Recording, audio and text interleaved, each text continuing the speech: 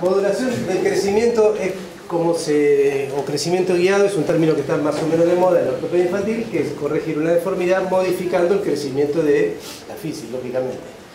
Con la cirugía sobre el cartílago de crecimiento uno puede hacer tres cosas: o detener el crecimiento, o estimularlo, o cuando está detenido tratar de que vuelva a funcionar. Son las tres cosas, que es la supresión fisaria, la resección de la desepifisiodisis, que es sacar una barra que cuando el cartílago está lastimado y deja de crecer, hacer que vuelva a crecer, y la tercera, que es el estímulo fisario, que es por ahora experimental, aunque hay bastante de esto, pero no tenemos tiempo a hablar.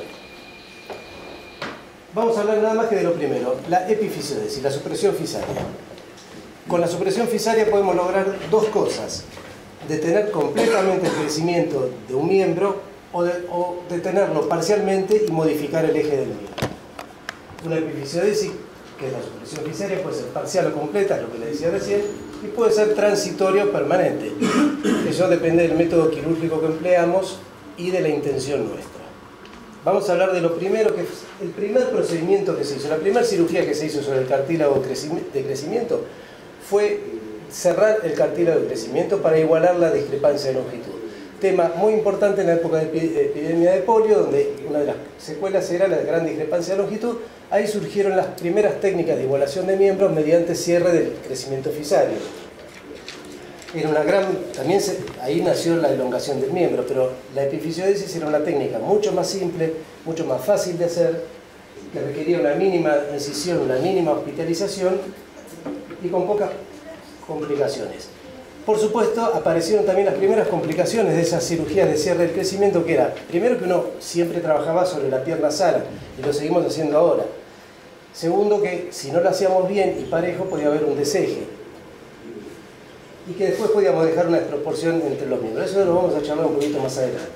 La primera técnica fue la de Pfemmister, de los años 40. Pfemmister lo que hacía era resecar un cubito o un rectángulo de hueso sobre la zona de la fisis, girarlo 180 grados y volver a colocarlo. Con eso provocábamos un puente óseo, una barra fisaria. Esto se hacía del lado interno y del lado externo y del segmento óseo que necesitáramos. Con eso deteníamos completamente el crecimiento en pocos meses. La técnica de Pfemmister, yo le diría que hasta los años 85, 86 se hacía completamente, era la técnica de elección. Después empezaba a aparecer la técnica de Canale. Canale es el editor del Carmel. Es un traumatólogo de la Clínica Mayo y tiene un libro de ortopedia infantil, y él publicó en los años 80 la técnica de epifisiodesis percutánea, que se hacía con una mecha y él, por una pequeña incisión, trataba de destruir toda la fisis. Había quien la hacía de un lado solo o de los dos lados. Posteriormente apareció la técnica de Bowen en el año 86, 87, 84, perdón. La idea es similar, pero Bowen no trata de destruir todo el cartílago de crecimiento, sino que con un pequeño escoplo, él dice de 1/4 de pulgada, que debe ser de 6 milímetros más o menos, actúa sobre la fisis en el borde, después aumenta la lesión con una cureta y produce una pequeña barra externa y otra interna. Es como un mini Pfemmister. Y es la técnica de elección y es la que hacemos en el hospital. Les voy a mostrar rápido cómo la hacemos. Ubicamos con una agujita la fisis, una pequeña incisión de menos de 1 centímetro. Yo introduzco una punta cuadrada porque no tenemos escoplo tan finito, y la punta cuadrada está muy piola porque no se resbala. Uno la apunta sobre la fisis y mirando la introduce girando suavemente y no se resbala. Una vez que hicieron el agujerito con la punta cuadrada, meten una cureta pequeña y después una cureta más grande, estando seguro siempre de ir hacia abajo y hacia proximal de la fisis. Eso se hace del lado interno y del lado externo. La técnica de Canale, de Bowen, perdón, fue publicada en el año 2008, una revisión de los casos del año 84, y Bowen reporta unos resultados excelentes con el cierre definitivo. Nosotros la hemos usado durante muchísimos años, aunque en los últimos años empezamos a ver algunas pequeñas complicaciones de la técnica percutánea. La técnica percutánea anda sin duda muy bien en un chico ya bastante grande, con poco empuje de crecimiento, hablamos de 14, 15 años, es perfecta. Cuando uno quiere hacer un cierre definitivo en un chico más chico, de alrededor de 9, 10 años, no es tan fácil de lograr la barra fisaria. Posteriormente, yo le diría, esto en la epifisiodesis empezó en los años 40, en los años 80, por ahí, empezó a hacerse más popular el cierre parcial de la fisis, del cartílago de crecimiento, con el objetivo no de compensar discrepancias, sino de corregir un eje. En vez de hacer una osteotomía,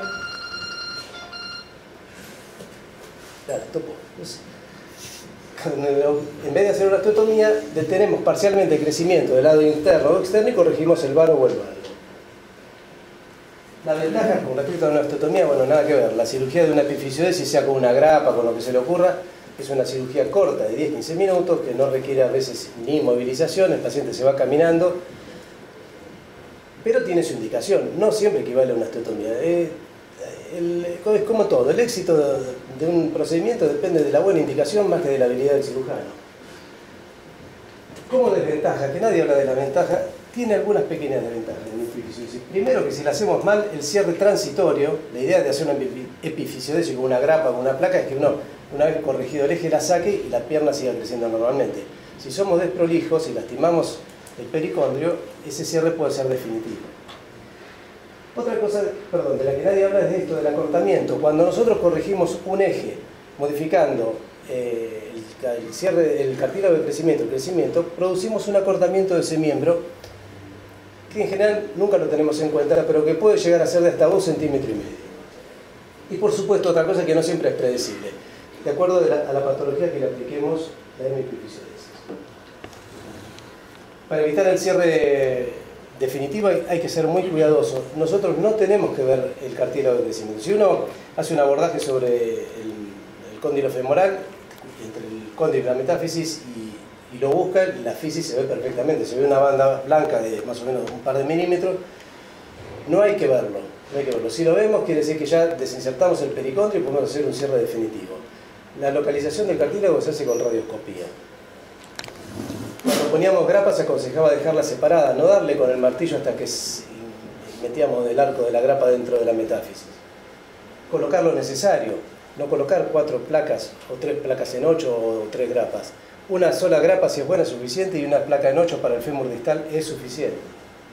Y ubicarlo de que decía la física con rayo, no es verla directamente.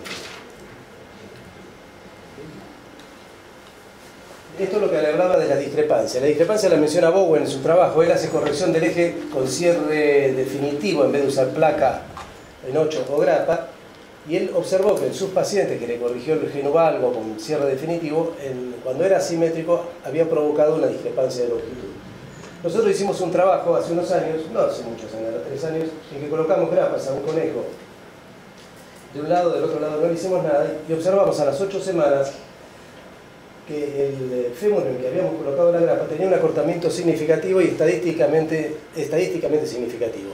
Eso no fue idea nuestra, eso figuraba en los libros, porque se sabe desde hace varios años que cuando uno coloca una grapa o una placa en 8, no solamente detiene el crecimiento del cartílago en la zona donde puso la grapa, sino en toda la placa fisaria. Acá se detiene un 100% y acá se detiene, póngale, un 15, un 20%, pero se detiene, disminuye la actividad de todas las capas germinativas del cartílago. Esa es la razón por la cual ese miembro crece menos.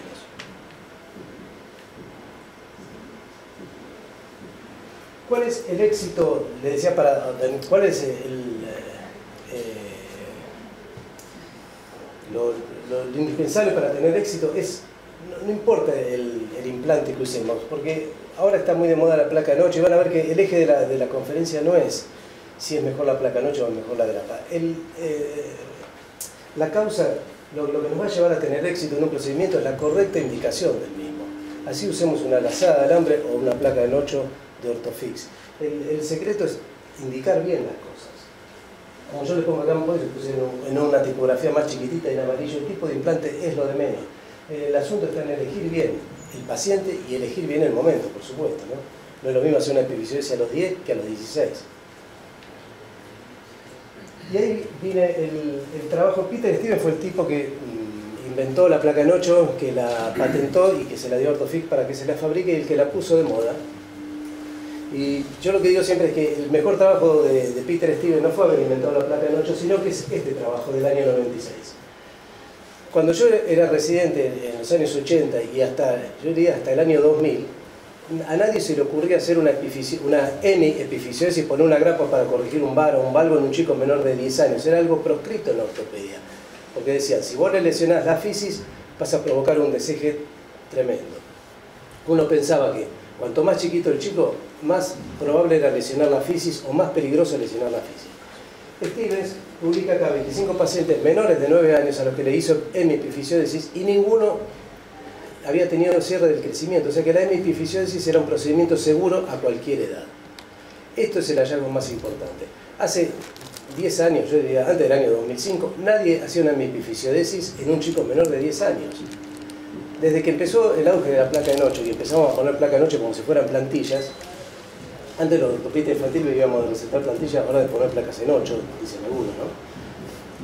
Pero lo que hemos visto es que los chicos chiquititos nunca les dañamos la fisis. En realidad la lesión fisaria es rarísima en cualquier procedimiento. A veces, lo que pasa también es que muchas veces no tenemos resultados porque las ponemos en patologías que no son aplicables, pero la lesión fisaria es rarísima. Indicaciones. Las indicaciones para hacer una hemipifisiódesis pueden ser en fisis sanas o fisis patológicas. Fisis sanas, por ejemplo, varo y valgo idiopático, si es que es sano, por algo hay varo, ¿no? Pero suponemos que es sano, deficiencias, secuelas traumáticas. Blount, yo lo puse acá, pero no sé, tendría que estar en el medio porque la fisis en el Blount no es sana. En el Blount del adolescente es casi sana y en el infantil no. Deformidades articulares con fisis sana, ahora vamos a ver algunos ejemplos rápidos. Geno valgo idiopático es una indicación discutida porque la mayoría de las veces es estética, pero a veces justifica el geno valgo, hacer una hemipifisiódesis. Nosotros la indicamos cuando cae en la zona 2 o 3. Trazar el eje mecánico del centro de la cabeza al centro del tobillo y ver por dónde pasa. Si pasa por la zona 2 o 3, y es sobre todo una nena que estéticamente es horrible, un geno valgo de zona 3, justifica una hemipifisiódesis. Nosotros lo hacemos. Lo podemos hacer con placa en 8, lo podemos hacer con grapa, es lo mismo. También en secuelas de fracturas. Tradicionalmente una fractura como esta, la fractura proximal de tibia, fractura de Cosen, se decía que se corrige sola, que hay que darle tiempo al chico. A veces se corrige, a veces no se corrige. Si le pones una placa en 8, en 6 meses se corrige, seguro. Así que es lógico, bueno, uno puede esperar unos meses luego de curada la fractura y si vemos que no hay ninguna evolución, con una placa en 8 en pocos meses se va a corregir. Los desejes de osteocondromatosis prácticamente no hacemos más osteotomías, hacemos resecciones y corrección de eje con placa en 8, responde muy bien, es fácil corregir los desejes sobre todo de rodilla y de tobillo. En deformidades articulares, la aplicación de la placa en 8 fue una gran cosa porque el secreto para obtener éxito en la corrección articular es hacerlo en un chico chiquito. Si uno coloca una grapa en un chico chiquito, acuérdense que un chico chico, por ejemplo, la epífisis distal del fémur es toda cartilaginosa. Si ponen una grapa se sale al día siguiente. En cambio la placa en 8 tiene mucho mejor amarre. Uno puede poner un tornillo de esponjosa si quiere y no se va a salir. Nosotros, acá un típico ejemplo, si poníamos en esta rodillita una grapa, aunque sea dentada, y se desprende porque el amarre en la fisis es un hueso esponjoso recubierto con una gruesísima capa de cartílago, el amarre es muy malo. En cambio, colocando dos placas en 8, a ambos lados, que esta es la técnica, ¿no? A ambos lados de la rótula, se obtiene una corrección. Cuando en deformidades fijas de hasta 20, 30 grados. Nosotros lo usamos sobre todo en artroliposis, en algún pterigium, pero no para corregir una deformidad fija de 40 grados, mielomeningocele. Acá un paciente, por ejemplo, con una deformidad fija en equino, fíjense que es un tobillo y nunca va a recuperar movilidad, es un astrágalo cuadrado. Este chico tiene un síndrome de Freeman-Sheldon, operada varias veces, un pie razonablemente plantígrado, pero con un equino fijo. La opción hasta ahora hubiera sido hacer una osteotomía supramalleolar en forma de cúpula y dejar el pie plantígrado. Probamos con una placa en 8 y la verdad que en menos de un año habíamos obtenido gran parte de la corrección, el chico sigue con la placa. La epífisis distal del tobillo crece muy lento, así que la corrección es mucho más lenta que en la rodilla. Pero es una cosa que si no hay apuros y los padres no nos exigen una corrección inmediata, pueden dar. Resección de barra fisaria. No es el tema de hoy, pero en una barra fisaria, por ejemplo, esta nena había tenido una fractura de cóndilo tipo 4 con esta barra. El tratamiento clásico sería resecar la barra y hacer una osteotomía y corregir el eje. Bueno, hemos probado poniendo placas en 8, en 4 casos lo hemos presentado en la sociedad y hemos obtenido una corrección rápida, siempre y cuando tenga éxito la resección de la barra.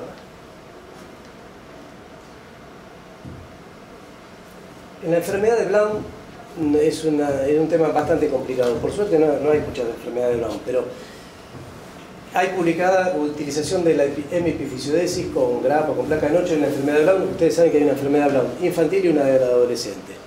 En la infantil la indicación sería reemplazando a la indicación que se hacía de la ortesis. Recuerdan, la enfermedad de Blount tipo infantil hasta los 3 años, una ortesis, antes de los 4 años una corrección quirúrgica.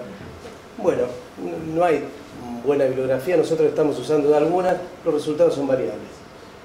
Sí, hay bastante publicado en el Blount del adolescente el uso de placa en 8 o de grapa, con resultados también muy variables. Y hay dos trabajos, uno de Scott y Red y uno de Perry Schoenecker, que en definitiva dicen que el éxito de colocar una grapa en una enfermedad de Blount es en un chico con una masa corporal, un índice de masa corporal menor de 45 o una deformidad leve. En realidad es bastante impredecible. Acá un chico, la verdad que ni idea cuál es la masa corporal de este chico, pero nosotros le colocamos una grapa y no corrigió absolutamente nada. Fíjense que el cartílago estaba sano, no tiene una barra, pero no corrigió. Este fue directo a la osteotomía. Para terminar hablamos de fisis patológicas. Raquitismo, displasia ósea y endocrinopatía. Vamos a hablar un poco del raquitismo, que es bastante frecuente, sobre todo la forma hipofosfatémica. Por lo menos en nuestro hospital debe ser una de las patologías de DCG más frecuentes. Este es un trabajo de Peter Steven que publicó un trabajo, la verdad no sé por qué lo muestro, porque la mayoría de las grapas se le salieron y no reporta resultados, pero dos cosas. El raquitismo de origen renal, o sea, en realidad no, el raquitismo sería la osteodistrofia renal, que es el paciente que está con insuficiencia renal en vías de trasplante o recientemente trasplantado. Es habitual que llegue a la adolescencia con grave DCG en valvo. De esos pacientes tenemos muchísimos. Y todos tratados con muy buen resultado con grapa o con placa de noche. La hemipifisidesis es un excelente tratamiento para la osteodistrofia renal.